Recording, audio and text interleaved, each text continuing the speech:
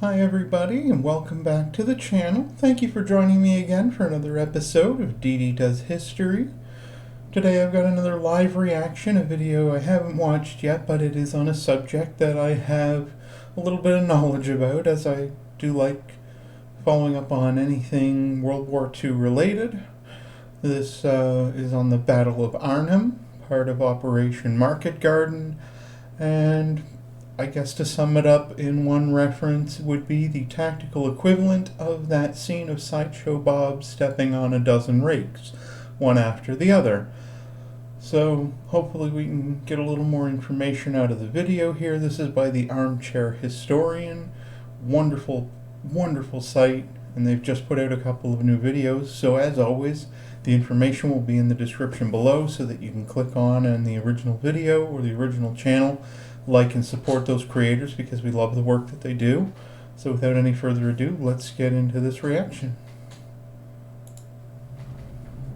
It is September 19th, 1944, and the setting sun highlights what's left of the town of Arnhem. Lieutenant Colonel John Frost takes cover as the sound of a strafing Messerschmitt cuts through the constant rain of screaming artillery shells.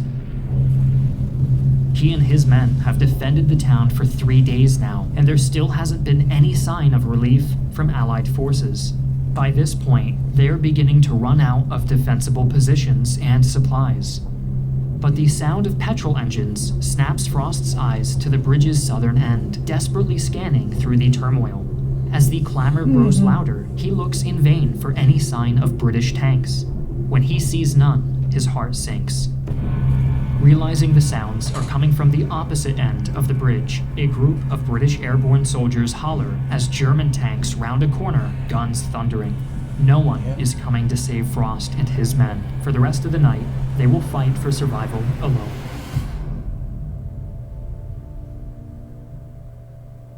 Hi, I'm Griffin Johnson, the Armchair Historian. In today's video, we'll be covering the Battle of Arnhem, one of the most heroic defensive actions fought by the Allies during the Second World War. Trapped inside the town for almost 4 days, the men of the British 1st Airborne Division 2nd Battalion endured countless assaults from an overwhelming superior enemy force. Even after it was clear that their situation was hopeless, the brave paratroopers continued to hold out, only surrendering when their positions were completely overrun and their very last bullets had been fired. Supporting our sponsors is the best way to support our channel. Today's video is brought to you by Squarespace. Squarespace provides you with a comprehensive suite of easy-to-use tools for building and maintaining a website or domain tailored to the audience of your choice. Management is made easy through access to integrated analytics and sharing buttons, which allow you to broadcast yourself to Facebook, Twitter, LinkedIn, and other social media platforms. With access to all of these features and more, it's never been easier to establish and market your online presence. Squarespace isn't just for business, though. It also supports individual content creators and small communities looking to create a professionalized website for private use. So head on over to squarespace.com/armchairhistorian and start your free trial today. And when you're ready to launch, use code ARMCHAIR to save 10% off of your first purchase of a website or domain. The battle for Arnhem was part of the greater Operation Market Garden, the Allied scheme to circumvent Axis defenses in the Netherlands by way of a massive airborne operation. Such operations were often planned, but rarely executed due to their immense logistical complexity and high risk of casualties. But when faced with the heavily defended Siegfried Line, Allied planners under Field Marshal Bernard Montgomery finally decided to greenlight their next parachute assault operation. Numerous British, American, and Polish airborne divisions, totaling 35,000 men, would be deployed to seize a line of bridges along Highway 69 in order to open a route into Germany and the rest of the Netherlands. These divisions were required to hold their positions for a maximum of 3 days, while the British 30th Corps swept north to reinforce them. Unfortunately for the battalions of the 1st British Airborne Division, planning for their targets north of the Rhine River was flawed from the start. A desire to preserve Allied air power resulted in selecting too few aircraft to carry the entire fighting force in one day. Only half of the 1st Division would be landing on the first day of the operation, with the rest of the airdrops staggered over the following days. To make matters worse, German forces in the area had successfully made Allied command overestimate how much anti-air artillery was north of the Rhine. This caused the Allies to select landing zones much further away from their actual targets. Each battalion had to walk up to 8 miles or 13 kilometers before even reaching their targets and mounting attacks. Even worse, men had to be left behind to defend the landing zones for the next day's drops. Despite these limitations, the 1st, 2nd, and 3rd battalions landed successfully on the morning of September 17th. German artillery and redeployments immediately engaged the 1st and 3rd battalions, causing them to halt their advances toward the town. While neither would manage to reach Arnhem itself, they did manage to kill General Kusen, the commandant of Arnhem, before being forced to fall back. As for the 2nd Battalion, they were the only British force to proceed to Arnhem. The only delay they suffered was the gratitude of the Dutch civilians they passed, many of whom cheered on the British troops. Upon reaching the railroad bridge south of Oosterbeek later that day, their good spirits were dashed by the sight of German engineers demolishing the crossing, eliminating any hope of assaulting their main objective, Arnhem Bridge, from the south as planned.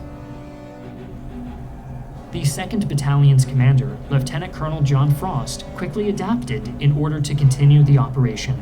An experienced paratrooper known for his boldness, Frost and the 2nd Battalion made it to the northern side of Arnhem by evening, watching as the Germans there redeployed over the bridge to respond to the other landings. The 2nd Battalion avoided confrontation by sneaking through buildings and avoiding snipers, taking the area surrounding the bridge's northern end with little resistance. Fighting truly began as the paratroopers assaulted the fortified German guards manning the bridge itself.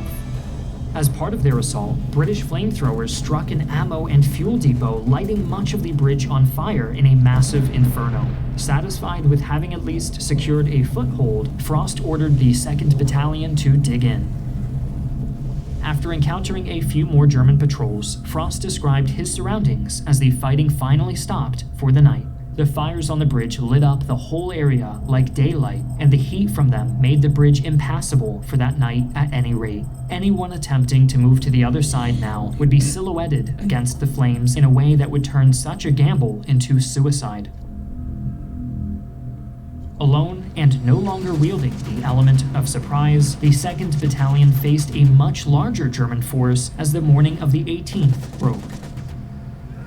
Now organized and aware of what they were up against, the Germans resumed their assault when the 9th SS Reconnaissance Battalion tried to push across the bridge from the south. In their attempt, a number of armored cars punched through the British position before their 6-pound anti-tank guns could disable the rest.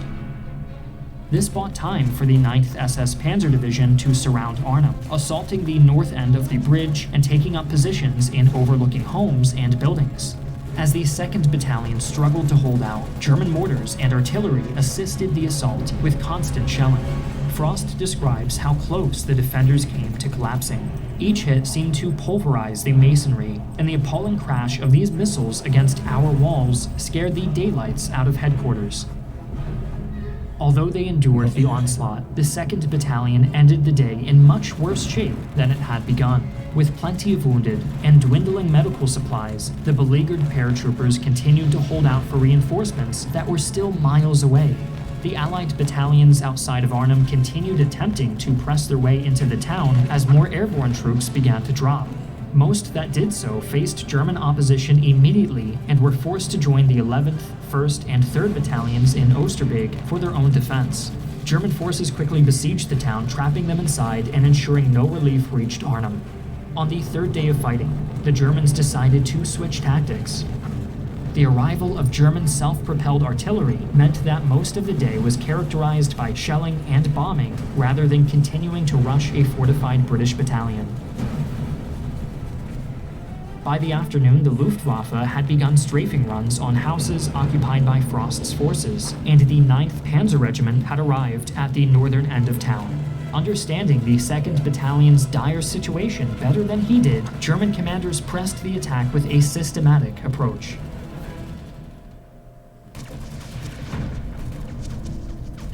Throughout the night, Stug 3 assault guns dismantled the British position house by house with the assistance of artillery strikes and air support. And by the dawn of the 20th, much of Arnhem was in ruin.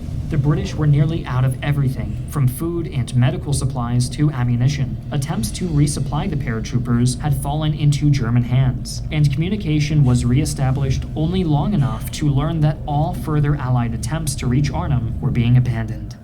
As if to accent the day, a mortar shell landed beside Frost and injured both of his legs, removing him from command. Fires razed what few structures the British had left to take cover in, including those being used as makeshift hospitals for the wounded. A 2-hour truce was brokered to evacuate the wounded British troops into German custody, including Frost himself. He recalled his displeasure in stark detail, stating, "We still could not believe that the 30th Corps would fail to come to our rescue. It was difficult to feel that there was enough genuine opposition to stop them. It was desperately disappointing, and having done everything we had been asked to do, we were now prisoners." The battle soon devolved into skirmishes as the British were dislodged from the bridge and took to hiding in what structures remained. Their last radio broadcast, heard by no one except the Germans, encapsulated the spirit of the day. Out of ammunition, God save the King. By the 21st, the Battle of Arnhem concluded as the German forces there cleared the bridge, enabling them to finally respond southward toward Nijmegen. Fighting continued at Oosterbeek thanks in great part to the arrival of the 1st Polish Parachute Brigade, who had managed to receive one of the few warnings from the 2nd Battalion about German positions, and so changed landing zones. Between the relief they provided and the role they would play in protecting their allies during the upcoming evacuation south over the Rhine, the Polish paratroopers would carry on the 2nd Battalion's bravery in the coming days. Overall, the Battle of Arnhem was a failure for the British. Blame for the devastation was assigned almost immediately to the 1st Polish Parachute Brigade, whom the British described as having fought very badly at Arnhem, despite never once setting foot in the town. Cooperating with the wise advice of their very supportive British allies, the exiled Polish government saw to it that the 1st Brigade's commander was removed immediately. Despite its overall failure, Operation Market Garden did succeed in capturing and holding strategic locations south of the Rhine. This allowed the Allies to liberate much of the southern Netherlands before winter set in, and gave them a strong footing to launch renewed offensives the following spring. The rest of the country would be liberated as late as May of 1945. Lieutenant Colonel Frost would endure German custody for 7 months. In the years following the war, he became a legend among the British Army, much like the rest of the 2nd Battalion. Dropped hundreds of feet with little support well behind enemy lines, they had fought to the last man longer than expected, exemplifying the experiences of the paratroopers throughout the war. The missions that these soldiers undertook, successes and failures alike, were unlike any the world had ever seen. Thanks again to our sponsor, Squarespace, for making this video possible. Don't forget to click the link in the description below.